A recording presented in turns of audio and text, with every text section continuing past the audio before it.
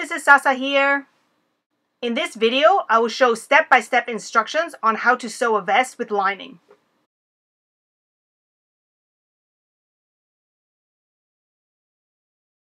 The first step is to get your pattern. This is a pattern that I modified based off an original vest pattern because I wanted it very fitted to my body. So you pin and cut out the fabric.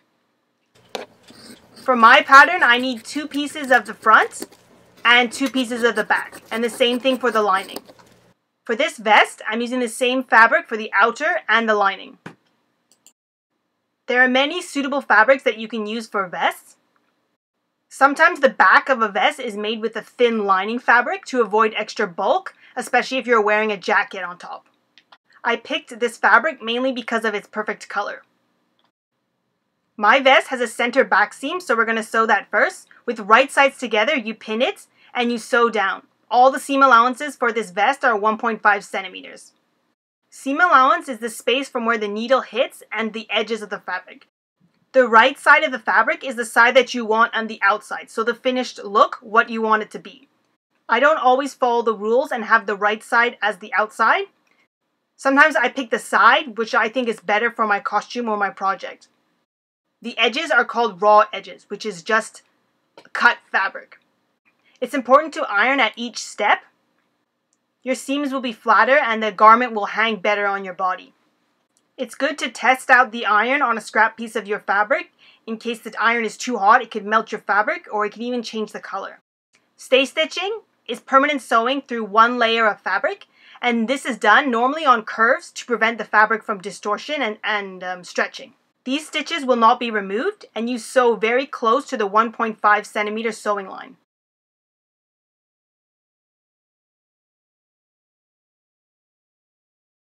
So with the vest front, you're going to pin the shoulders together, and you're going to sew the seams.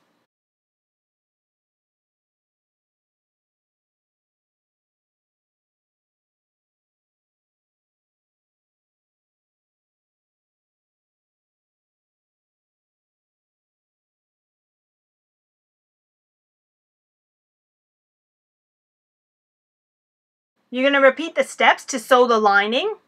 And now with the lining fabric and your main fabric, you're going to place them on top of each other. You're going to start by pinning at the seams, so the shoulder seams in the back center. And make sure that lines up.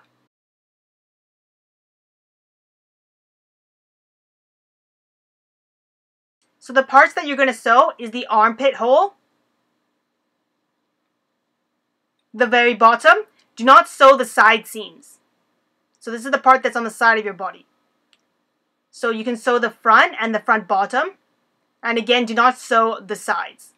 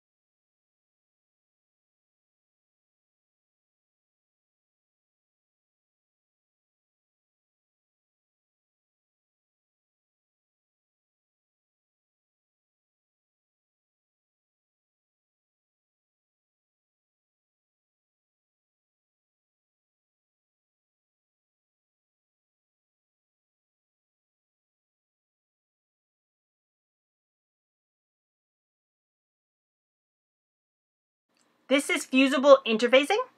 You iron it to the fabric and it stabilizes and stiffens. And this will help for our buttonholes afterwards. If your fabric is very thick, sometimes you don't need this. I cut a piece and iron it to the front of one side. If you don't have fusible interfacing, you can also use a piece of cotton at the back. To attach it, you can sew it to the seam allowance. Be careful when sewing the buttonholes because the cotton fabric can still flap around, so make sure it's flat before sewing. The side that you pick to put the interfacing depends on what side you want the buttons to be on. Traditionally, men's clothing, the buttons are on the right, while women's clothing, the buttons are on the left. You need to clip the curves so that you can have a smooth edge. Be careful not to cut the stitching. On the corners, you can trim off some extra bulk.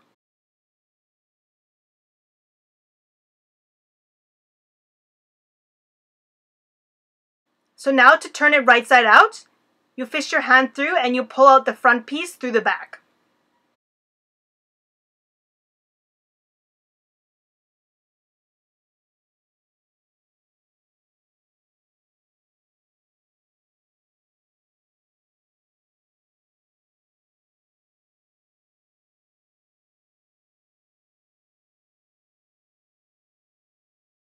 After turning it right side out, I go around and iron all the seams.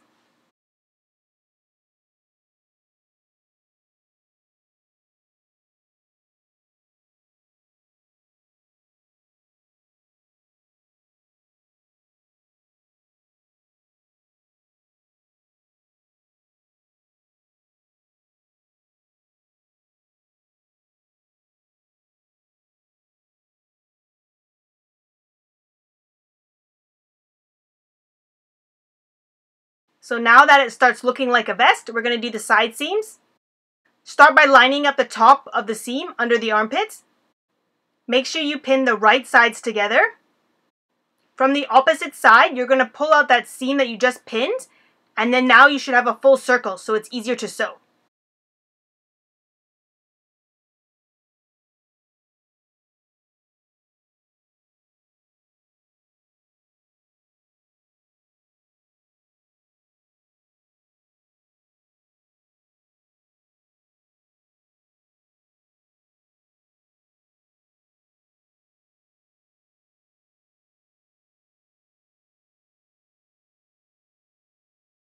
I trim off some of the extra bulk and clip it as well.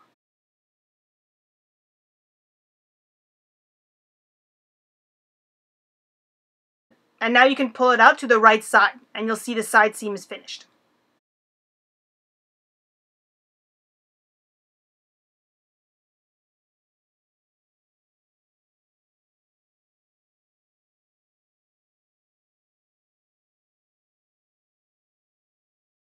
To do the last side seam, the same thing, we're going to pin the right sides together, lining up the top first.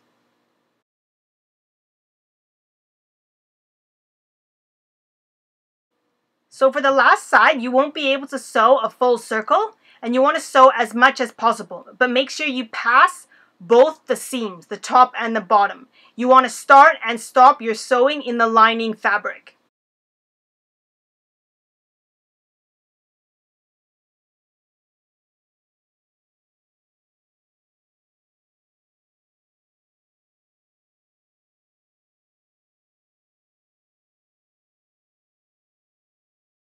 I trim and clip the seam again.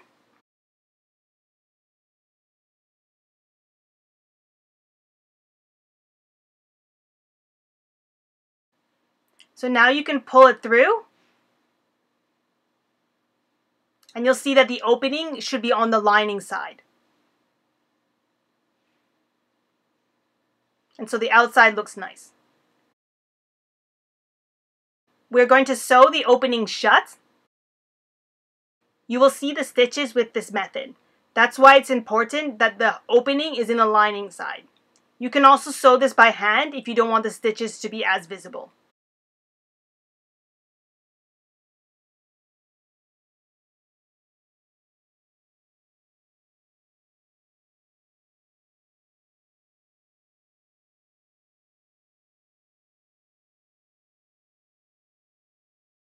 First, I place my buttons evenly just with my eye, and then with the ruler, I measure it and pin the exact location. My machine has a buttonhole setting. You place the button at the back of the foot and it knows what size to make the buttonhole. And it's all automated. So I just click start, and once it's finished the one buttonhole, it stops. It's important to do a test on some scrap fabric because buttonholes are not easy to undo.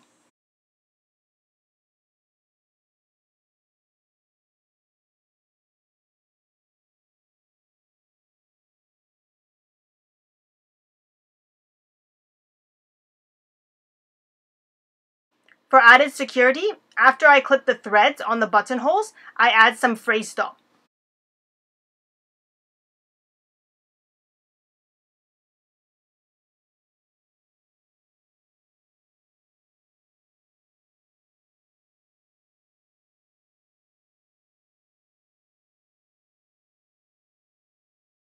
After the fray stop has dried, I'm ready to sew the buttons on. So using pins to help mark the position, I overlap the two pieces, and I'll stab a pin straight through the middle of the buttonhole. And this will tell me the placement of where I should sew the button on the opposite side. I take another pin and I stab it exactly in the same spot as the top pin.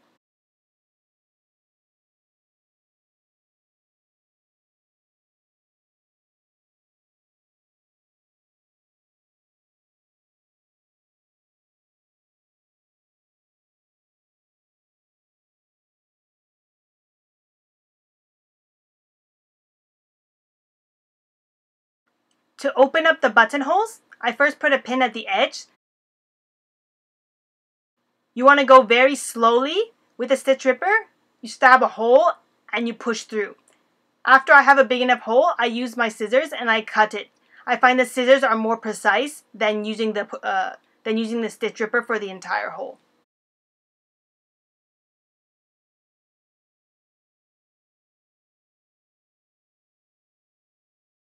If my videos and tutorials helped you create something, please tag me. I would love to see your work. Please check out my channel for playlists on the many hobbies that I have. You can support me by buying me an online coffee, which is a donation of increments by $3, or you can buy anything from my Etsy shop. Thank you, and I really appreciate your support. Have fun with your projects and have a great day. Thank you. Bye-bye.